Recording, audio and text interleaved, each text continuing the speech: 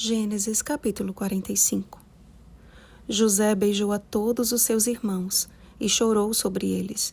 Depois, seus irmãos falaram com ele. Versículo 15. Ao ouvir as palavras de Judá e perceber a mudança ocorrida em seu coração, José não mais pôde conter a emoção. Ordenando que todos os egípcios saíssem de onde estava com seus irmãos, José levantou a voz em choro, de maneira que nem adiantou muito retirá-los dali, pois os egípcios o ouviam e também a casa de Faraó. A pergunta que poderia estar na mente de Judá e seus irmãos naquele momento era: o que está acontecendo?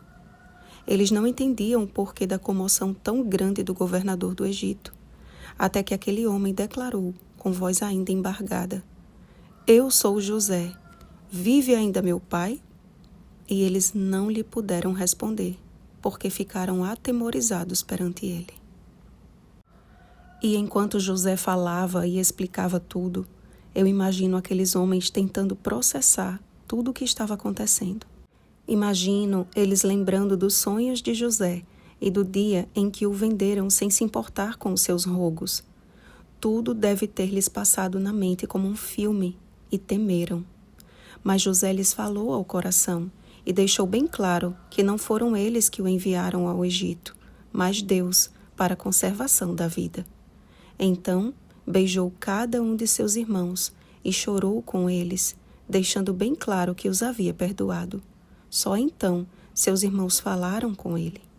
E aquele encontro familiar chegou ao conhecimento de Faraó e seus oficiais, que muito se alegraram com a notícia. José tinha pressa em ver a seu pai. Após uma separação de 20 anos, o seu maior desejo era o de reencontrá-lo. Abastecidos com o melhor do Egito e levando consigo algumas das carruagens de Faraó, aqueles irmãos partiram de volta a Canaã com a seguinte ordem de José: Não contendais pelo caminho. Ou seja, José sabia que todo aquele drama familiar poderia despertar lembranças amargas e provocar acusações de uns para com os outros. E ao chegarem em casa e declararem a Jacó: José ainda vive e é governador de toda a terra do Egito, parecia que o coração do velho pai tinha parado de bater, de forma que não acreditou neles.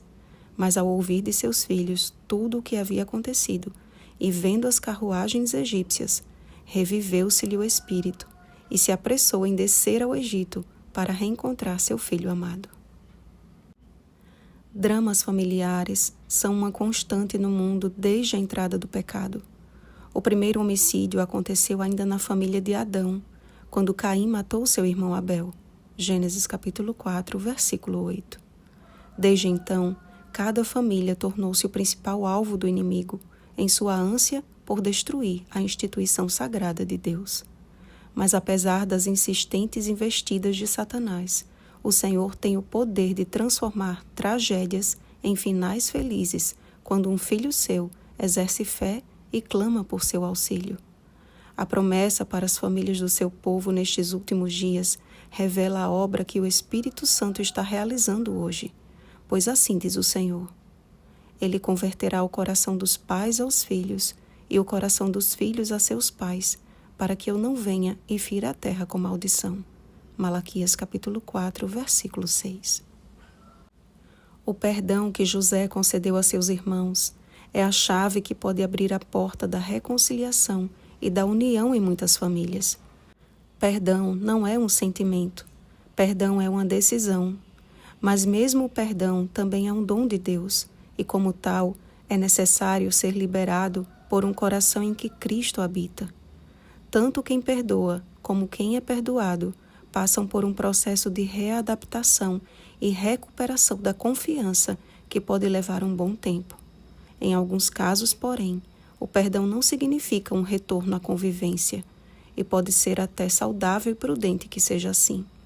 Mas seja qual for o resultado, o perdão verdadeiro sempre promove a cura do coração e o alívio da mente. Seja qual for a situação em que esteja vivendo hoje, entregue tudo aos cuidados do Senhor. Permita que Ele abrande o seu coração e o torne lugar de sua morada. Como José e seu pai estavam ansiosos pelo reencontro, Há um Pai Celestial que não vê a hora de correr ao nosso encontro, nos abraçar e beijar e declarar com grande júbilo: este meu filho estava morto e reviveu, estava perdido e foi achado. Lucas capítulo 15, versículo 24. Lembre-se sempre de que foram os nossos pecados que crucificaram o Senhor da glória.